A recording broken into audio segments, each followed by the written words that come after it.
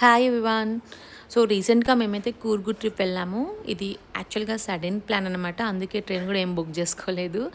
So జనరల్గా మనకైతే హైదరాబాద్ నుంచి మైసూర్కి కానీ బెంగళూరుకి కానీ చాలా ట్రైన్స్ అవైలబుల్ ఉంటాయి. సో మేమైతే కేఎస్ఆర్టీసీ బుక్ చేసుకున్నాము. కేఎస్ఆర్టీసీ ప్రిఫర్ చేస్తాను నేనైతే. ట్రావెల్స్ మ్యాక్సిమం అవాయిడ్ చేస్తాను అనమాట.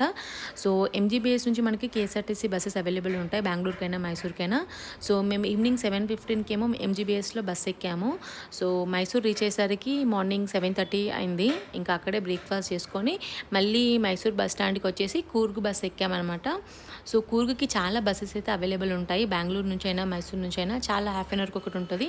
సో కూర్గ్ అంటే మడికేరి అని అడగాలి. సో కూర్గ్ నేమ్ వచ్చేసి మడికేరి అనమాట. మడికేరి మెయిన్ టౌన్ అనమాట. సో ఇంకా మేము మడికేరి రీచ్ అయ్యేసరికి లైక్ 1 PM ఏమో అయింది. అక్కడే ఇంకా లంచ్ చేసుకొని ఇంకా స్కూటీ రెంటల్ కూడా తీసేసుకున్నాం అక్కడే బస్ స్టాండ్ దగ్గర. సో స్కూటీ రెంట్ తీసుకొని ఇంకా మా స్టేకి వెళ్ళిపోయాం అనమాట. ఇది మేము ఉన్న స్టే అనమాట. ఇది హోమ్ స్టే. ఇది మడికేరి టౌన్ నుంచి ఒక 20 కిలోమీటర్స్ ఏమో దూరంలో ఉంటుంది. బట్ చూడండి ఎంత బ్యూటిఫుల్గా పీస్ఫుల్గా చాలా బాగుండే అనమాట స్టే అయితే.